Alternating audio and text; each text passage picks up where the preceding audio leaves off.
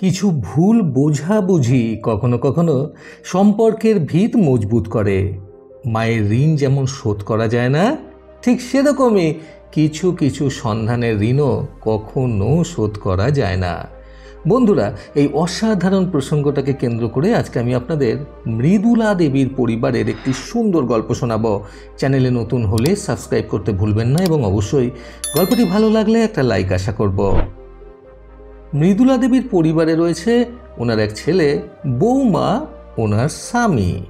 মৃদুলা দেবীর একটি মেয়েও রয়েছে, নাম তার কণিকা। সে পেশায় একজন ডাক্তার।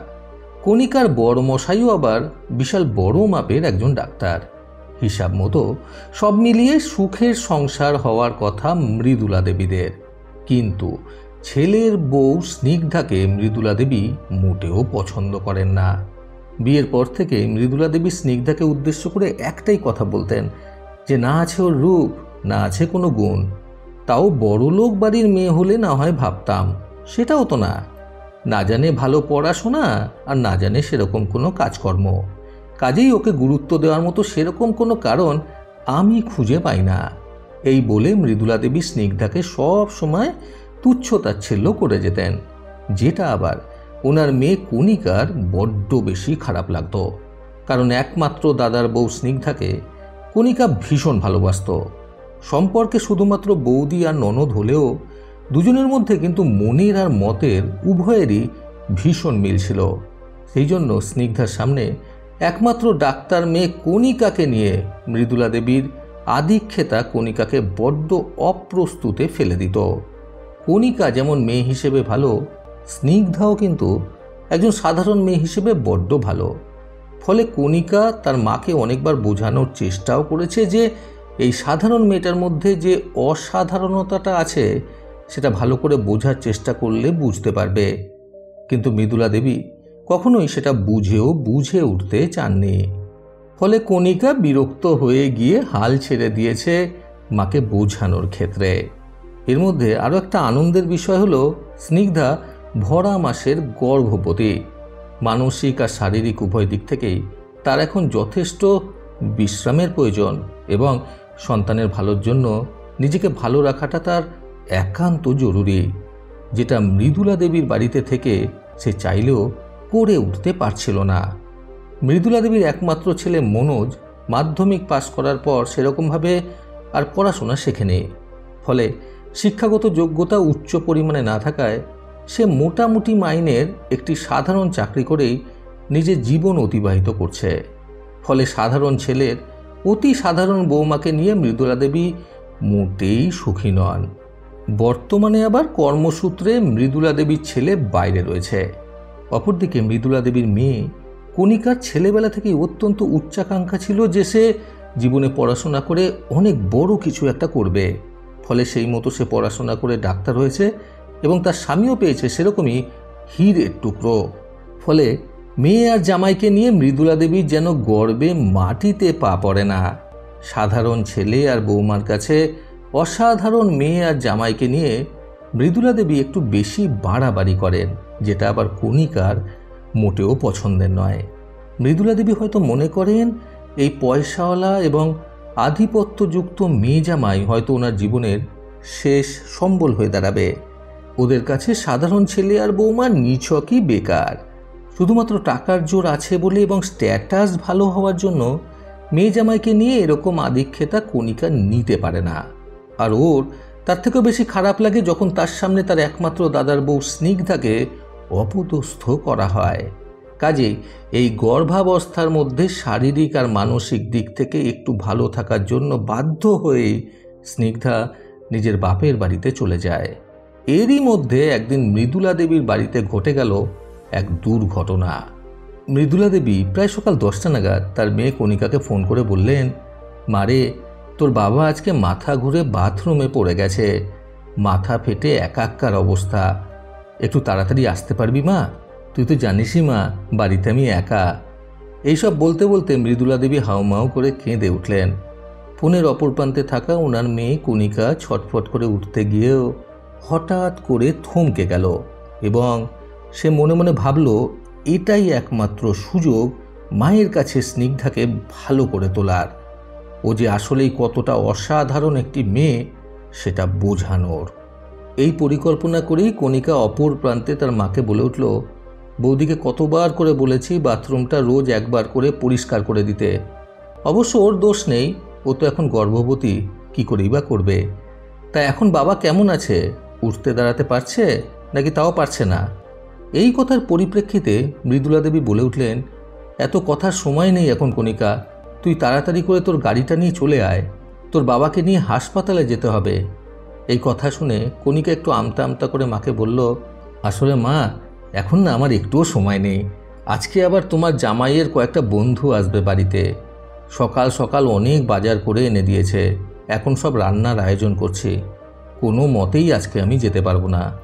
আসলে নতুন ফ্ল্যাটটা কিনলাম তো, তাই তোমার জামাই একটা পার্টি দিচ্ছে আজকে। এখন বেরিয়ে গেলে ওর সম্মানটা কোথায় থাকবে বলো তো?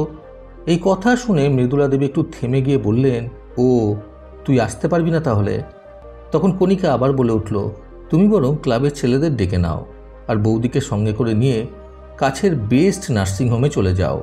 আর টাকা পয়সার চিন্তা করো না, আমি বরং 20,000 টাকা মতো পাঠিয়ে দিচ্ছি, আরও লাগলে পাঠিয়ে দেব। এই কথা শুনে মৃদুলা দেবী একটু ধীর কণ্ঠে বললেন, থাক, ওসবের আর প্রয়োজন নেই। আমাদের যেটুকু সামর্থ্য সেই অনুযায়ী চিকিৎসা করানোর চেষ্টা করব। এই বলে মৃদুলা দেবী ফোনটা রেখে দিলেন।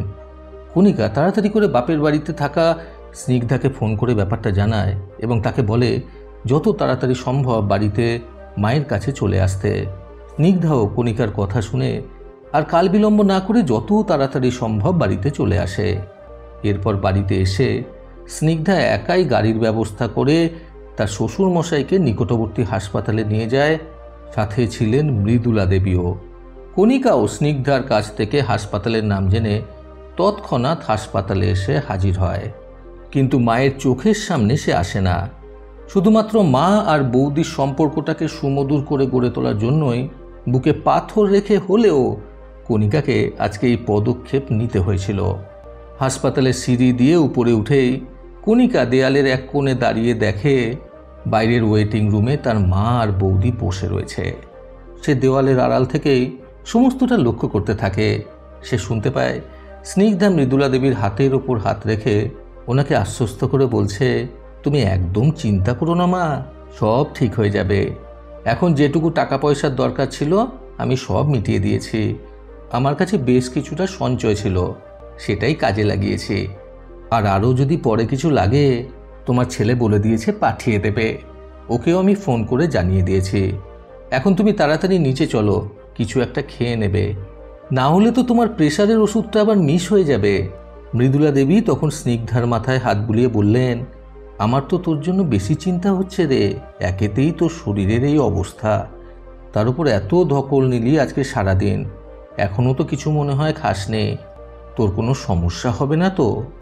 আশ্চর্য হয়ে যাওয়া স্নিগ্ধাকে তার শাশুড়ি মা আর কোনো কথা বলার সুযোগ না দিয়ে হাত ধরে নিয়ে গেলেন হাসপাতালের নিচেই থাকা কয়েকটা খাবারের দোকানে। দেওয়ালের আড়াল থেকে দাঁড়িয়ে দাঁড়িয়ে কণিকাও ব্যাপারটা বেশ উপভোগ করছিল। মনে মনে তার ভীষণ ভালো লাগছিল। লুকিয়ে লুকিয়ে সেও মা আর বৌদির পেছন পেছন নিচের খাবারের দোকানে গেল।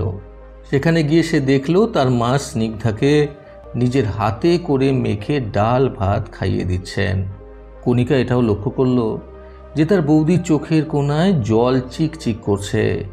আসলে গত 3 বছরে এরকম ব্যবহার সে কখনোই মৃদুলা দেবীর থেকে পায়নি। এরকম ব্যবহারটাই আসলে সে চেয়েছিল। ভাত খাইয়ে দিতে দিতে মৃদুলা দেবী স্নিগ্ধাকে বললেন, জানিস তো, আজকে বুঝলাম আমার মেয়েটাকে শিক্ষিত করতে পেরেছি, কিন্তু মানুষ করতে পারিনি। আজকে আমাদের এই অসময়ে কয়েকটা টাকার গরম দেখিয়ে নিজের বাবার ওপরে দায়িত্বটা সম্পূর্ণরূপে ঝেড়ে ফেলে দিল কণিকা। আজকে তুই আমার পাশে থেকে আমাকে যে জোরটা দিলি, আমার নিজের পেটের মেয়ে হয়ে কণিকা সেই জোরটা দিল না আমাকে। বিপদের সময় কিন্তু প্রকৃত মানুষ চেনা যায়। এই কথাগুলো শুনে কণিকার বড্ড কষ্ট হলো, তার চোখ দিয়ে জল বেরিয়ে গেল। তার তখন মনে হচ্ছিল ছুটে গিয়ে তার মাকে জড়িয়ে ধরে বলবে, দেখো মা, আমি এসেছি, তোমার আর বাবার বিপদে আমি না এসে থাকতে পারি না মা। কিন্তু মায়ের সারা জীবনের সম্বল এই দাদা আর বৌদিকে মায়ের চোখে ভালো করার জন্যই নিজের বুকে পাথর রেখে আজকে এত বড় কষ্টটা সহ্য করে নিল কণিকা। সে শুধুমাত্র এটাই ভেবেছিল এই অসময়ের সুযোগটা নিয়েই মা আর বৌদির মাঝের দেওয়ালটাকে ভেঙে ফেলতে হবে। এই জন্য এই ঘটনার পেছনে তার অবদানটা কাউকে বুঝতে না দিয়েই সে একটা ভালো কাজে নিজেকে নিযুক্ত করেছিল। তার আর মৃদুলা দেবীর মাঝের ভুল বোঝাবুঝিটা যে একদিন ঠিকই মিটে যাবে সেটা সে খুব ভালো মতোই জানত। কারণ মৃদুলা দেবী কখনোই কণিকার থেকে বেশি দিন মুখ ফিরিয়ে থাকতে পারবেন না। ফলে এই সুযোগটাকেই কাজে লাগিয়েছিল কণিকা। যতই হোক নিজের পেটের সন্তান বলে কথা। বন্ধুরা, সম্পর্কের ভিত মজবুত করতে আজকের গল্প থেকে শিক্ষণীয় 3টি কথা সর্বদা মনে রাখুন। প্রথমত, বিপদ আর অসহায়তা কিন্তু মানুষকে বড্ড বেশি দুর্বল করে দেয়। দ্বিতীয়ত, ভালোর জন্য কিছু মিথ্যে যেমন ভালো, ঠিক সেরকমই কিছু ভালো হওয়ার জন্য যদি কিছু ভুল বোঝাবুঝির সৃষ্টি হয় সেটাও শ্রেয়।